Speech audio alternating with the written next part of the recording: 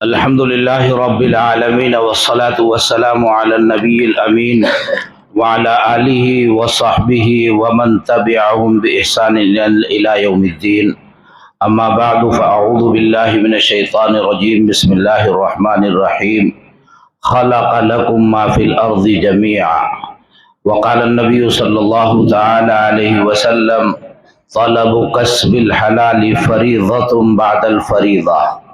وقال النبي صلی اللہ تعالی علیہ وسلم: ان الدنیا خلقت لکم وانکم خلقتم للآخرہ. طلب عزیز، آج ہمارا عنوان ہے اسلامک اکنامکس اور global finance ideologies. Islamic economics مراد ہے تجارت، معیشت. انسان جب دنیا کے اندر پیدا ہوا، یعنی حضرت سیدنا آدم علیہ السلام دنیا میں تشریف لائے، تو آدم علیہ السلام کو اللہ رب العزت نے بھوک بھی عطا فرمائی. جیسے روحانی بھوک عطا فرمائی، ایسے جسمانی بھوک بھی عطا فرمائی. ایک انسان کی، آدم کی روح کی ضرورت ہے اور ایک جسم کی ضرورت ہے. جیسے روح کے لیے معاد کا ہونا ضروری ہے، ایسے جسم کے لیے معاش کا ہونا ضروری ہے. تو انسان دونوں چیزوں سے مرکب ہوتا ہے. وہ روح کی غذا بھی چاہتا ہے اور وہ جسم کی غذا بھی چاہتا ہے. جیسے اللہ رب العزت کو پہچاننا ضروری ہے، ایسے اپنے جسم کی ضروریات پورا کرنا بھی اللہ رب العزت ہی کی طرف سے ضروری ہے. اس کے برخلاف جانوروں کو اللہ رب العزت نے پیدا فرمایا، وہ صرف اس کے مکلف ہیں کہ اپنے جسم کی ضروریات پوری کریں، اپنے بدن اور جسمانی بھوک کی تکمیل کے انتظامات کریں، اور وہ صبح سے شام تک درین پرین چرین وہ سب اس انتظام میں صبح سے شام تک لگے رہتے ہیں. لیکن معاد کا ان کے سامنے مسئلہ نہیں. انہیں لوٹ کر آخرت میں اللہ رب العزت کے سامنے پیش ہو کر حساب و کتاب دینے کا مسئلہ نہیں. اس لیے انسان جو ہے وہ دو چیزوں کو پیش نظر رکھتا ہے. آدم علیہ السلام نے دنیا میں آتے ہی دونوں چیزوں کو پیش نظر رکھا. ایک معاش ہے، جسمانی ضروریات پوری کرنی ہے، اور ایک معاد ہے، پلٹ کر پھر اللہ رب العزت کے سامنے جانا ہے. اور اللہ رب العزت کے سامنے جا کر پوری عمر کا ہر چیز کا حساب و کتاب اللہ کے سامنے قانوناً ہونا ہے. ضابطہ اللہ رب العزت کا یہ ہے، رابطے میں اللہ کس کو بغیر حساب و کتاب کے جنت میں بھیج دیں وہ اس کی مرضی ہے. لیکن قانون قدرت خداوندی کا یہ ہے کہ آپ کو آنا ہے اور آپ کو ہر چیز کا حساب دینا ہے. تو انسان مکلف ہے دو چیزوں کا، معاش کا بھی مکلف ہے اور معاد کا بھی مکلف ہے. اب عقل مند انسان ان دونوں کو پیش نظر رکھتا ہے، اور بے عقل انسان وہ صرف معاش کو پیش نظر رکھتا ہے، معاد کا اس کے یہاں تصور نہیں ہوتا. جب معاد کا کوئی تصور نہیں ہوتا تو معاش میں وہ کسی قانون کا پابند نہیں ہوتا، اور جب معاد کا تصور ہوتا ہے تو وہ کسی قانون کا پابند ہوتا ہے. تو الغرض حضرت آدم علیہ السلام جو دنیا میں تشریف لائے، ان کے پیش نظر دونوں چیزیں ہیں. لیکن یہ انسان کی ابتدا ہے. جیسے بچہ کسی مدرسے یا کسی اسکول میں گیا تو الف با تا سے ابتدا کرتا ہے، اے بی سی ڈی سے ابتدا کرتا ہے.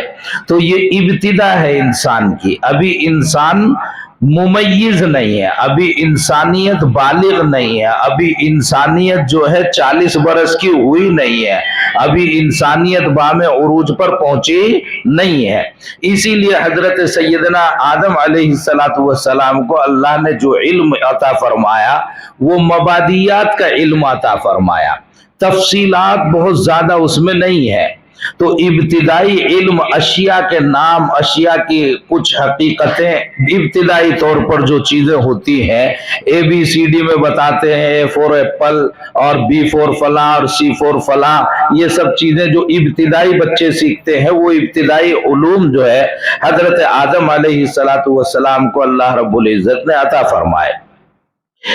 حضرت آدم علیہ السلام حضرت حوا ہے، حابیل ہے، قابیل ہے، 2 4 10 آدمی، 50 آدمی، 100 آدمی، تو اس کے لیے کوئی بہت بڑے انتظامات کی ضرورت نہیں، کچھ بو لیتے ہیں، کچھ کھا لیتے ہیں، کچھ خود رو چیزیں جو خود بخود پیدا ہوئی ان سے بھی ضروریات پوری کر لیتے ہیں، ضروریات میں کوئی تنوع نہیں ہے، یہی چلتا چلا گیا۔ اور حضرت آدم علیہ السلام دوسرے انبیاء علیہ السلام آتے چلے گئے، تو پیشے تو اختیار کیے گئے، لیکن تجارتوں کی اور معادلے کی ضرورت پیش نہیں آئی کہ ایک شہر سے سامان دوسرے شہر کی طرف منتقل ہو، ایکسچینج کی ضرورت نہیں پڑی، تو ایکسچینج مبادلہ جو ہے اس کی ضرورت پیش نہیں آئی۔ بڑھتے بڑھتے کہیں اگر ضرورت پیش آئی تو ابتدائی ضرورتیں، کالا ہیڑی سے بلوا کھیڑی تک، بلوا کھیڑی سے دادا ہیڑی تک، دبیڑی تک، بس یہیں تک ضرورتیں چلتی تھی، اس سے زیادہ ضرورتیں پیش نہیں آئی۔ حضرت سیدنا سلیمان علیہ السلام کا دور آ گیا، حضرت سلیمان علیہ السلام نے پھر تجارت کو پورے طور پر ایک قانون کی حیثیت سے اختیار کیا۔ انسانیت دنیا میں بہت دور دراز تک پھیل چکی تھی، اور حضرت سلیمان علیہ السلام اکیلے وہ بادشاہ ہیں کہ جن کے ہوتے ہوئے کسی ملک کا کوئی بادشاہ نہیں تھا، اکیلے بادشاہ تھے۔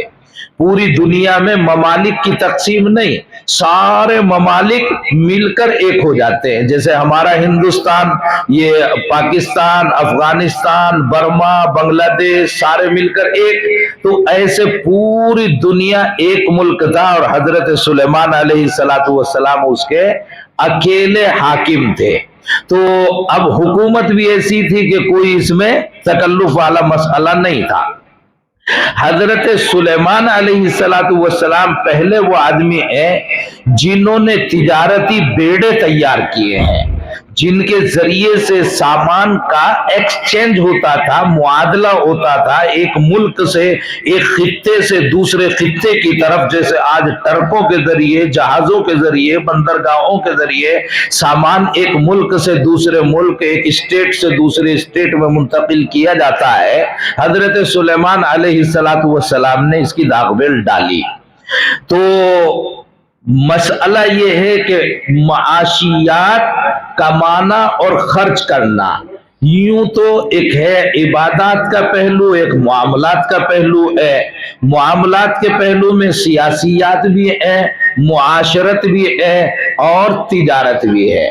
معاملات میں موٹی موٹی اہم چیزیں، ایک تو سیاست ہے جس سے حکومت اور نظم و نسق ہوتا ہے، ایک معاشرت ہے، شادی بیاہ کے قوانین ہے، آپس میں لین دین کے قوانین ہے، آپس میں رہائش کے قوانین ہے، رشتوں ناتوں کے قوانین ہے، پڑوسیوں کے قوانین ہے، تو یہ قوانین معاشرت میں آتے ہیں۔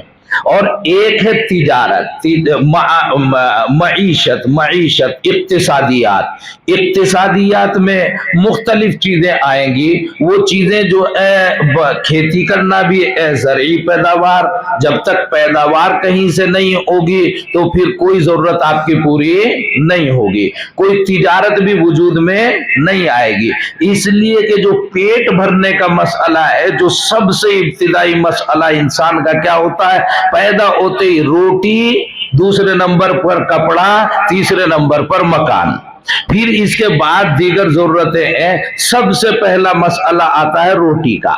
اگر روٹی اور چاول ہی پیٹ کی غذا، روٹی مراد پیٹ کی غذا، چاہے وہ کھجوروں سے پیٹ کی غذا پوری کی جاتی ہو، چاہے وہ گیہوں سے پوری کی جاتی ہو، چاہے وہ چاول سے پوری کی جاتی ہو، چاہے وہ عربوں کی طرح کھجور اور زیتون اور انگور سے پوری کی جاتی ہو، تو پیٹ کی غذا سب سے پہلی ضرورت ہے، اور اس کے لیے زرعی زمین کی ضرورت ہے، جس میں باغات ہو یا جس میں کھیتیاں پیدا ہوتی ہوں۔ उसके बगैर कोई जरूरत तिजारत विजारत वजूद में आती नहीं है। तिजारत विजारत का क्या मसला होगा, जो पैदावार होगी पेट भरेगा, उसके बाद दूसरी मसनूआत वजूद में आएंगी। चश्मा तैयार होगा, टोपी तैयार होगी, कपड़ा तैयार होगा, लकड़ी तैयार होगी, ये जनाब सीमेंट तैयार होगा, ट्यूब तैयार होगी, पंखे तैयार होंगे, फैक्ट्रियां लगेगी, पेट में रोटी होगी तो सब होगा ना। और अगर पेट में रोटी भात चावल कुछ नहीं होगा तो कुछ भी फैक्ट्री वैक्ट्री की कुछ नहीं सूझेगी, मरने की सूझेगी। तो इस वजह से जो है सबसे पहला मसला है पैदावार का। तो पैदावार तो हजरत आदम अलैहिस्सलातु वस्सलाम से होती रही और पैदावार बढ़ती रही, हर इलाके हर जमाने में हस्ब जरूरत पैदावार होती रही। अब जब इंसानों की कसरत होने लगी तो कसरत में एक इलाके में कोई चीज पैदा होती है, दूसरे इलाके में कोई चीज पैदा होती है। मैं आज ही कह रहा था कि मैं आसाम से छाली के पेड़ लेकर आया और मैंने आकर जो है वो हफ्तुम के सामने जो बाढ़ लगी हुई दारुल वक्फ में, वहां छाली के पेड़ लगाए। थोड़ी बहुत मिट्टी भी उसके साथ लेकर आया कि उसके करीब करीब मिट्टी लगा दी जाए ताकि आसामी मिट्टी का मजा भी उनको पेड़ों को आता रहे। लेकिन वो पेड़ थोड़ी से दिन चले और फिर सूख कर खत्म हो गए, वो यहाँ पर चले नहीं, छालियां पैदा करने के लायक हुए नहीं। आसाम की मिट्टी में वो ताकत अल्लाह ने रखी है, देवबंद की मिट्टी में वो ताकत, और जो देवबंद की मिट्टी में ताकत रखी सरफराजुल उलमा तैयार करने की, वो ताकत जो है आसाम की मिट्टी में नहीं रखी। दोनों मिट्टियों की खासियत अलग अलग है। तो एक जगह कुछ पैदा हो रहा है, एक जगह कुछ पैदा हो रहा है। आसाम वालों को हमारे यहाँ पैदावार जो है उसकी जरूरत है और हमें आसाम वालों के यहाँ जो पैदावार है उसकी जरूरत है। इसके लिए एक्सचेंज की जरूरत पेश आएगी, मुआदले की जरूरत पेश आएगी, और मुआदला जो होगा उससे तिजारत वजूद में आएगी। हम अपना सामान या तो उनको उनके सामान के बदले बेचेंगे और उनका सामान अपने सामान के बदले लेंगे, या हम उनका अपना सामान पैसों के बदले, दराहिम और दनानीर के बदले, करेंसी के बदले बेचेंगे और फिर उनका सामान करेंसी के बदले खरीदेंगे। लेकिन मुआदला होगा जब दोनों चीजें एक जगह पैदा नहीं हो रही, मेरे खेत में पैदा नहीं हो रही।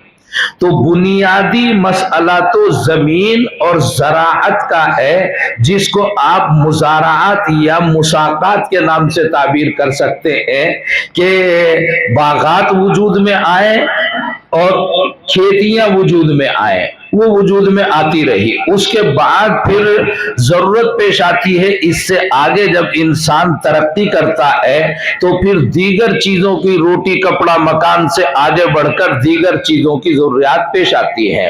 ये दुनिया में जो भी चीजें आपके हाथ में है, इस्तेमाल में है या लोगों के इस्तेमाल में है, इन सारी चीजों के लिए जरूरत पेश आएगी फैक्ट्रियां लगाने की। फैक्ट्रियां वजूद में आएंगी, फैक्ट्रियों में खाम माल तैयार होगा और खाम माल, कच्चा माल तैयार होकर फिर वो एक एक जगह अलग अलग, मसलन एक कार तैयार करनी है तो उसके पुर्जे अलग अलग फैक्ट्रियों में तैयार होंगे, फिर वो अलग अलग फैक्ट्रियों से थोक में जो है वो एक जगह पर इकट्ठे हो जाएंगे, फिर वो उसको तरकीब देकर और फिर कार तैयार कर देंगे। तो इसके लिए अलग अलग फैक्ट्रियां वजूद में आएंगी और फिर जाके एजेंसी में जाके कार फरोख्त हो जाएगी। तो ये कार खड़ी हुई दिख रही है, ये जहाज खड़ा हुआ दिख रहा है, ये पंखा चलता हुआ दिख रहा है, ये एक मरहले से नहीं गुजरा, ये मुख्तलिफ मराहिल, मुख्तलिफ फैक्ट्रियों से गुजरा है। और इसको तैयार करने के लिए फिर अगर इतनी सुस्त रफ्तारी से तैयार करेंगे तो मार्केट की तलब ज्यादा होगी, मार्केट में डिमांड ज्यादा है और हमारे पास सप्लाई के लिए माल मौजूद। हम पूरे साल में 50 पंखे तैयार करते हैं और 500 की डिमांड है आगे, तो पंखे महंगे बहुत ज्यादा हो जाएंगे। जब डिमांड बढ़ जाएगी और हमारे पास माल कम होगा तो फिर महंगाई बहुत ज्यादा हो जाएगी बाजार में। इसके बरखिलाफ जब माल हमारे पास ज्यादा होगा और डिमांड कम होगी तो माल सस्ता होता चला जाएगा मार्केट में, तो लोगों का फायदा होगा, सस्ते दाम माल मिल जाएगा। इस माल को तेजी से तैयार करने के लिए हमें बिजली की जरूरत पेश आएगी। बिजली जो है, कहने के लिए तो लाइट है, बिजली है, करंट है, मगर इसके पीछे कितने डैम तैयार करने पड़ेंगे वो एक अंदाजे से बहुत आगे की चीज है। कहां बिजली कैसे तैयार होती है मैंने उसको भी देखा है। तो खैर, इसके लिए बड़े बड़े डैम्स की जरूरत पेश आएगी। अलगरज एक जाल फैल गया है माशियात का, जिसमें खेतियों की जरूरत है। जैसे खेत वजूद में आएगा तो खेत के लिए अब सबसे पहला मसला है पैदावार। खेत के लिए हो या फैक्ट्री के लिए हो या बिजली घरों के लिए हो, बिजली घर है तो बिजली कितनी और कैसे पैदा करें, पैदा करने, खेत है तो खेती कैसे पैदा करें। तो पैदावार पर हमें फोकस करना है कि हमारी पैदावार कितनी है। जितनी पैदावार हो गई, हमने 500 पंखे तैयार कर लिए, तो ये 500 पंखे मार्केट में हम बेचेंगे कैसे? अगर ये तैयार करके यहां रखे रहे तो हमारा जो सरमाया था वो इनमें सिमट कर मुंजमिद हो गया। अब हम जो है बेकार हो गए हमारा सरमाया। अगर हम कुछ और खरीदना चाहते हैं, मोबाइल, माइक, गिलास, कोई चीज खरीदना चाहते हैं, हमारे पास सरमाए की कमी है, पंखों की शक्ल में सरमाया रखा है, वो जरूरत पूरी करता नहीं है। तो इनकी सप्लाई का मसला है, आमद का मसला और पैदावार का मसला, फिर इसको मार्केट में उतारने का यानी खर्च करने का मसला है। फिर तीसरा मसला इसकी तकसीम का है कि इसको डिस्ट्रीब्यूट यानी तकसीम कैसे किया जाए। जैसे सरमाया हमारे पास आ गया, मैं अकेला खाऊंगा या सब मिलकर खाएंगे, और क्या खाएंगे और कैसा खाएंगे और कब खाएंगे, इसकी तकसीम का मसला पेश आएगा। और फिर जब ये तमाम चीजें अलग अलग जगहों पर तैयार होगी तो फिर इसके एक्सचेंज का, मुबादले का मसला खड़ा होगा कि इसको तकसीम करना है। बई हैसियत तमाम चीजें ज़रई पैदावार से लेकर और तिजारत के मुंतहा तक जितनी मंडियां वजूद में आ सकती हैं, जितनी सूरतें उसमें इख्तियार की जा सकती हैं, उन सूरतों को इख्तियार करने वाले कौन लोग हैं? हम ही लोग हैं दुनिया के अंदर।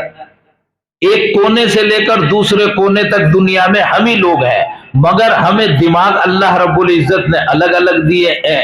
कुछ वो हैं जिनके सामने माश और माश दोनों चीजें हैं, और कुछ वो हैं जिनके सामने माश ही माश है। जिनके सामने माश ही माश है वो क्या करते हैं? जानवरों के सामने माश ही माश है, माद नहीं है। और हमारे सामने अगर माश ही माश हो तो माद ना हो, तो फिर हम जानवरों से बेहतर हुए या बराबर हुए? यानी सिर्फ जिस्मानी ग़िज़ा की सोच और फिक्र हो हमें, तो फिर जानवर और हम बराबर हुए या नहीं हुए? हमें क्या कहते हैं? हैवाने नातिक। हैवान में तो हम और जानवर बराबर हैं। बैल और सरताजुल उलमा दोनों में, हैवान होने में दोनों एक है ना। यानी जिस्मानी ग़िज़ा की जरूरत होती है तो बैल को भी होती है, सरताजुल उलमा को भी होती है, दोनों बराबर दर्जे में है।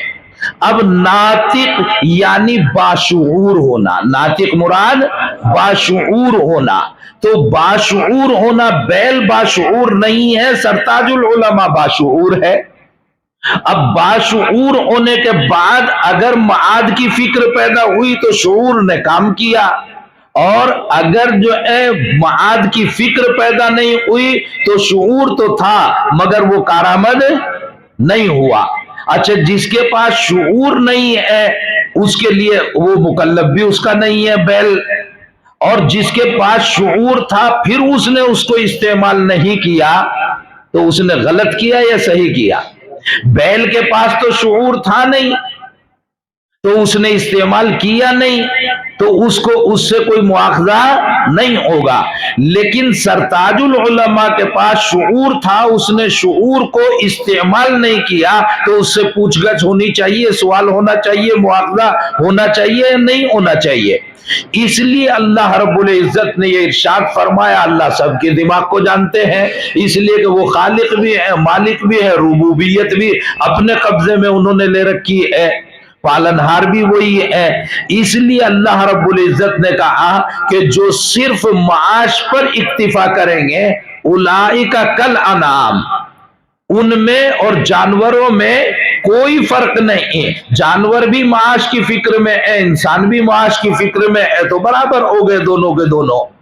और बलहुम अज़ल, बल्कि इनको चूंकि इनको सोच और फिक्र का मादा दिया गया था, शऊर के जज्बात दिए गए थे, उनको इस्तेमाल में नहीं लाए, उनको तो दिए नहीं गए शऊर के जज्बात, इसलिए शऊर को इन्होंने इस्तेमाल नहीं किया होने के बावजूद बलहुम अज़ल, तो ये जो है ये जानवरों से भी बदतर हो गए। तो एक गिरोह वो दुनिया के अंदर सामने आया जिसके सामने मुआश के साथ साथ मुआद का मसला है, और एक गिरोह वो सामने आया जिसके सामने सिर्फ मुआश का मसला है, मुआद का मसला नहीं। चुनांचे जब रसूल अकरम सल्लल्लाहु ताला अलैहि वसल्लम से पहले अंबिया अलैहिमुस्सलातु वस्सलाम इस दुनिया में आए, बिलखुसूस हजरत सुलेमान अलैहिस्सलातु वस्सलाम के बाद वाले अंबिया, और उनमें भी बिलखुसूस हजरत मूसा और हजरत ईसा अलैहिमुस्सलातु वस्सलाम, तो दुनिया बहुत फैल चुकी थी और एक्सचेंज के मसाइल बहुत ज्यादा पैदा हो चुके थे। उस एक्सचेंज के मसाइल में या पैदावार के मसाइल में या तकसीम के मसाइल में या खर्च के मसाइल में जो भी खामियां थी, उन खामियों की तरफ तंबी हजरत मूसा हजरत ईसा अलैहिस्सलातु वस्सलाम ने खूब अच्छे अंदाज पर फरमाई, और तौरात और जबूर और इंजील इसमें खास तौर पर इन चीजों का तज़किरा किया, अल्लाह रब्बुल इज्जत ने जिक्र किया। लेकिन उसके बावजूद जैसे हजरत ईसा अलैहिस्सलातु वस्सलाम चले गए, मानते तो हम भी कितनी है, ये हमें आपको भी अंदाजा है कितनी शरीयत पे और कानून पे हम अमल करते हैं, उन्होंने कितना अमल किया होगा। तो जब हजरत ईसा ही चले गए और तकरीबन 650 बरस का जमाना गुजर गया, उसके बाद जनाब रसूल अकरम सल्लल्लाहु अलैहि वसल्लम, तो 6 सदियां कम नहीं होती। हिंदुस्तान को आजाद हुए अभी 1 सदी पूरी नहीं हुई। हालात वक्त आजादी क्या थे, अब क्या है, कितने बदल गए हैं। तो हालात जो है 600 बरस में कितने बदल गए होंगे। जनाब रसूल अकरम सल्लल्लाहु अलैहि वसल्लम इस दुनिया के अंदर तशरीफ लाए, तो फिर रसूल अकरम सल्लल्लाहु अलैहि वसल्लम ने मक्की जिंदगी का एक दौर है, उबूरी दौर है, उबूरी दौर है। इस उबूरी दौर में जो कुछ बन सका वो तो किया, लेकिन कानूनी एतबार से कोई रियासत मुनज़बित अंदाज पर वजूद में नहीं आ सकी।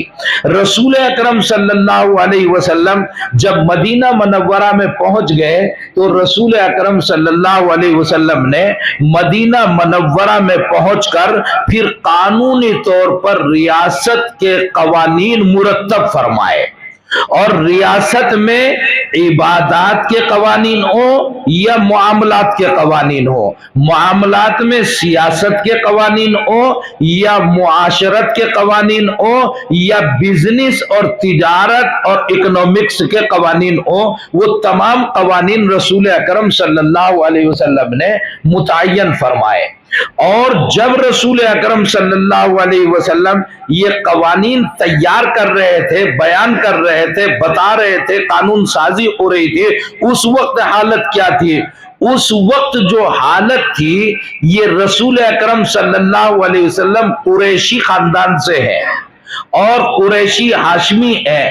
कुरैश कहते ही हैं बिजनेसमैन को, अरबी में कुरैश बिजनेसमैन को कहते हैं, इकोनॉमिक्स के माहिर को कहते हैं।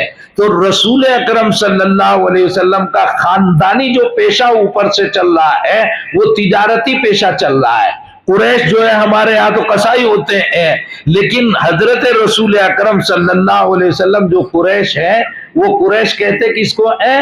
بزنس مین کو کہتے ہیں، تجارت کرنے والے کو کہتے ہیں، ایک جگہ سے لے کر دوسری جگہ منتقل کرنے والے کو کہتے ہیں۔ اس لیے رسول اکرم صلی اللہ علیہ وسلم جس خاندان کے آدمی تھے، جو اس خاندان میں کام ہوتا تھا وہ کام رسول اکرم صلی اللہ علیہ وسلم پیدائشی طور پر جانتے تھے۔ آپ علیہ الصلوۃ والسلام نبوت کا اعلان ہونے سے پہلے تجارت کا ایکسپورٹ اور امپورٹ کر چکے تھے۔ رسول اکرم صلی اللہ علیہ وسلم غیر ملکی ایک سفر جو ہے نبوت کے اعلان سے پہلے کر چکے تھے۔ کیوں؟ اس لیے کہ گھر کا خاندان کا کام ہی یہی تھا۔ تو اللہ تعالیٰ نے آپ کو خاندان میں اس میں پیدا فرمایا۔ رسول اکرم صلی اللہ علیہ وسلم نے توجہ ہمہ جہت فرمائی۔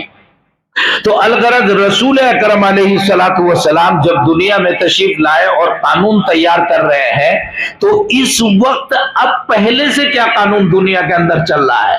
معاشیات کے اعتبار سے، تجارت یا زراعت کے اعتبار سے، فیکٹریوں کے اعتبار سے، مال کے ایکسچینج کے اعتبار سے، کیپٹل ایکسچینج کے اعتبار سے کیا قانون دنیا کے اندر چل رہا ہے؟ اس قانون کی پوری تفصیلات، کوئی مرتب ایسا قانون ایسا نہیں تھا کہ جس کو کوئی ایک نام آپ دے دیں ابھی۔ کیوں؟ اس لیے کہ گروہوں میں لوگ الگ الگ آباد تھے، ایک علاقے میں الگ طریقہ کار ہے، دوسرے علاقے میں الگ طریقہ کار ہے، ایک خاندان میں الگ طریقہ کار ہے، دوسرے خاندان میں الگ طریقہ کار ہے۔ اس لیے اس پورے زمانے کو جو رسول اکرم صلی اللہ علیہ وسلم اور حضرت عیسیٰ علیہ السلام کے درمیان کا زمانہ ہے، کیا نام دیا جائے؟ تو اس کو نام خود رسول اکرم صلی اللہ علیہ وسلم نے دیا ہے دور جاہلیت۔ اور جب علم نہیں ہوتا، جہالت ہوتی ہے، تو پھر کیا ہوتا ہے؟ پھر نہ عدل ہوتا، نہ انصاف ہوتا، نہ کوئی انتظام ہوتا، نہ کوئی قانون کے بندھن میں لوگ بندھے ہوئے ہوتے۔ جس کے جی میں جو آیا وہ کرتا ہے، اور اس کے نتیجے میں ظلم اور بربریت اور وحشیت وجود میں آتی ہے۔ جہالت جب ہوگی تو کوئی قانون نہیں ہوگا، کوئی صحیح فکر نہیں ہوگی، کسی چیز کا کوئی پابند نہیں ہوگا۔ جو آپ کے دماغ میں آیا آپ کریں، جو آپ کے دماغ میں آیا آپ کریں۔ تو کچھ جیسے قریشی خاندان ہے، ہاشمی خاندان ہے، اس طرح کے بہت سے خاندان اور بھی تھے جو تجارت پر اعتماد کرتے تھے، اور تجارت ہی ان کا اوڑھنا بچھونا اور کرنا اور کھانا تھا۔ اور دوسرے لوگ کیا کرتے تھے؟ کچھ کھیتی باڑی کر لیا کرتے تھے۔ باقی لوگ کیا کرتے تھے؟ باقی لوگ جو ہے ان سب کی لوٹ مار کیا کرتے تھے۔ کیا کریں پیٹ بھرنے کے لیے؟ ہمیں تو کچھ آتا نہیں، اور جب کچھ آتا نہیں، سرکاری نوکری نہیں، پرائیویٹ نوکری نہیں، پرائیویٹ فیکٹریاں وجود میں نہیں، تو پھر کرے گا کیا آدمی؟ اگر آپ کو روٹی نہیں ملے گی، آپ کے مذہب اسلام میں بھی یہ لکھا ہے کہ فمن اضطر، اگر کیفیت اضطرار کو پہنچ جائے، سرتاج جو ہے بھوک کی وجہ سے مرنے لگ رہا ہے، تو چاہے لحم میتہ استعمال کر لے، چاہے لحم خنزیر استعمال کر لے، یہاں تک کہ اگر کوئی مری ہوئی لاش پڑی ہے تو اس لاش کا گوشت تھوڑا سا کھا کے اپنی جان بچا لے، وہ تو مرنے والا تو مر ہی گیا، اب یہ اپنے کو تو مرنے سے بچا لے۔ اسی کیفیت سے جو ہے یہ پورا معاشرہ گزر رہا تھا۔ جو پیسے والے لوگ تھے، تاجر اور بزنس مین لوگ تھے، کبھی کبھی وہ قافلہ پورا کا پورا دوسرے ملک سے آتا تھا، اور یہ اضطرار کی کیفیت سے جہالت کی وجہ سے گزرنے والے بھوکے وحشی انسان گھوم رہے ہیں، یہ کرتے کیا تھے؟ ان قافلوں کو پورا لوٹ لیتے تھے۔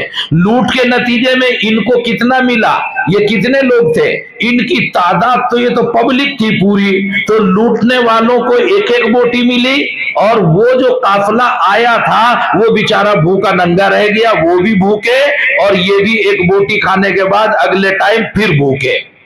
تو دور جاہلیت ہے، کوئی قانون کام نہیں کرتا۔ جس کو جو ملا وہ کر سکتا ہے. اس لیے ایسا زمانہ کوئی دنیا میں نہیں جتنا بدترین زمانہ یہ حضرت عیسیٰ علیہ السلام سے رسول اکرم صلی اللہ علیہ وسلم کے درمیان کا ہے. یہی وجہ ہے کہ اب کوئی ایسا ویسا نبی آ کر اس کو ٹھیک نہیں کر سکتا تھا. اب ضرورت تھی امام الانبیاء کی. اگر یہ زمانہ اتنا خراب نہ ہوتا تو ابھی امام الانبیاء نہ آتے. جتنی خرابی ہوگی ٹھیک کرنے والا اتنا عمدہ ترین بھیجنا پڑے گا. تو خرابی سب سے زیادہ تھی. سب سے بڑا معلم